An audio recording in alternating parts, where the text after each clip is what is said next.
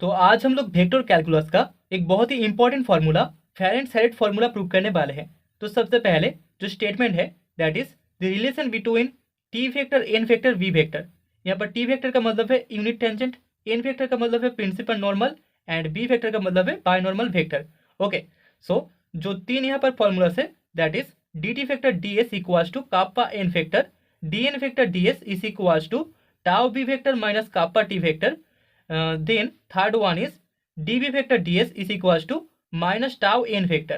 Okay, and it is called Fahrenheit formula where kappa equals to the curvature of the curve and rho equals to 1 by kappa equals to the radius of the curvature, tau equals to the torsion of the curve and sigma equals to 1 by tau that is equals to the radius of the torsion. and यहाँ पर s का मतलब है curve का arc. Okay, तो proof में सबसे पहले we have the unit tangent vector. The unit tangent vector that is t vector equals to हम लिख सकते हैं dr vector ds. ठीक है, r वेक्टर हमारे पास जो कर्व है उसका इक्वेशन है एंड s उस कर्व का आर्क है. तो यहाँ पर unit tangent vector t vector equals to हमें मिल जाएगा dr वेक्टर ds. हमने जब स्पेस कर्व पढ़ा था तब वहां पर इसको हमने देखा था. ओके, सो लेट हम लोग मान लेते हैं N vector be the principal normal, N vector be the principal normal, principal normal.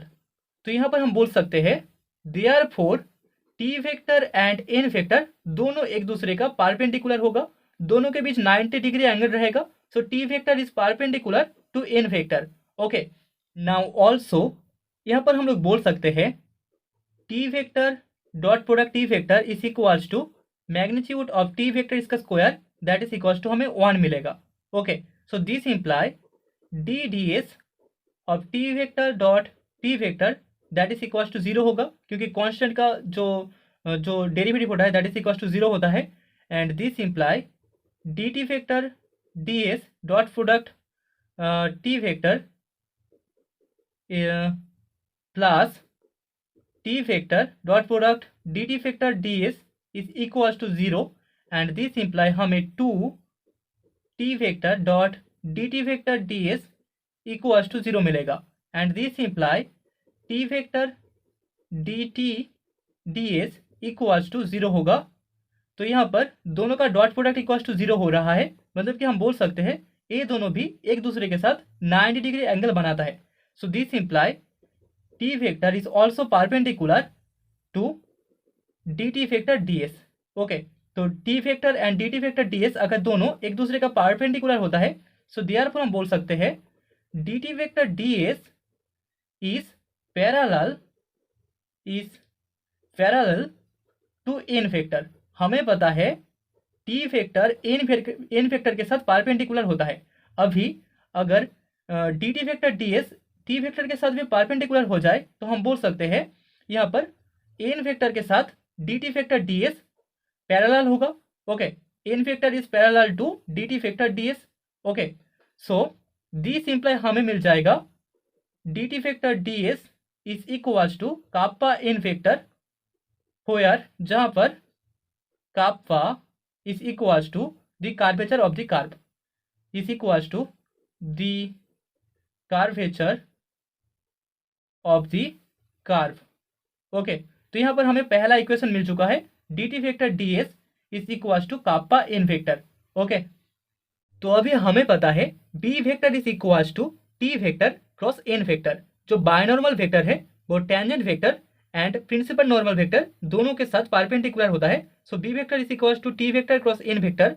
So therefore इसका derivative that is D we vector D S equals to हमें मिल जाएगा D T vector D S cross product N vector plus T vector cross product D N vector D S. Okay, so that is equals to हमें D T vector D S इसका value मिल जाएगा kappa N vector cross N vector plus T vector cross D N vector D S and that is equals to T vector cross D N vector D S. Okay, तो हमें D we vector D S equals to T vector cross product D N vector D S मिला है। So therefore T vector dot product D B vector D S that is equals to होगा T vector dot product T vector cross D N vector D S. Okay, and that is equals to हम लिख सकते हैं that is equals to T vector D N vector D S इसका scalar triple product, and that is equals to हमें 0 मिलेगा, क्योंकि हमें पता है अगर स्केलर ट्रिपल प्रोडक्ट में दो टर्म्स का वैल्यू एक ही हो, मतलब कि सिमिलर हो, तो वहाँ पर उस ट्रिपल प्रोडक्ट का जो वैल्यू होता है दैट इज इक्वल्स टू हमें 0 मिलता है। ओके, सो दिस सिंपल हम बोल सकते हैं T vector D we vector D S is equals to 0, and this imply यहाँ पर T vector D V D S के साथ पारपेंडिकुलर होगा। D we vector D S is perpendicular to T vector. Okay, now also यहाँ पर हम लोग बोल सकते हैं B vector dot product V vector that is equals to the length of B vector इसका square that is equals to हमें 1 मिलेगा, एंड दिस इम्प्लाई इसका जो डेरिवेटिव होगा D D S B vector dot V vector equals to 0 होगा। Constant term का derivative equals to 0 होता है।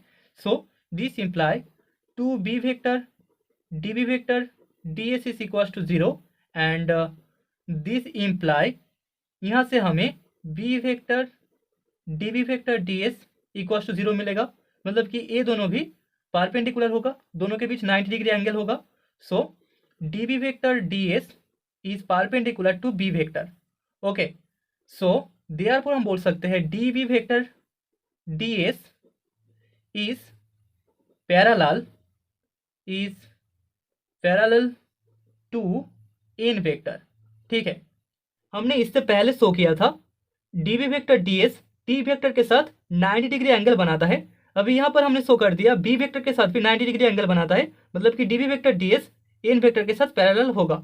ओके, सो दिस इम्प्लाई हमें D B vector D S equals to मिल जाएगा माइनस टाउ एन वेक्टर, हो यार जहाँ पर टाउ इक्वल्स टू है हमारे पास the torsion of the curve, the torsion of the curve.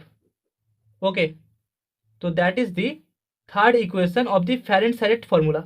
Okay, तो अभी जो सेकेंड इक्वेशन है उसके लिए हम लोग बोल सकते हैं N vector is equals to B vector cross T vector. N vector दोनों के साथ पारपेंडिकुलर होता है, तो यहाँ पर भी n vector equals to B vector cross T vector.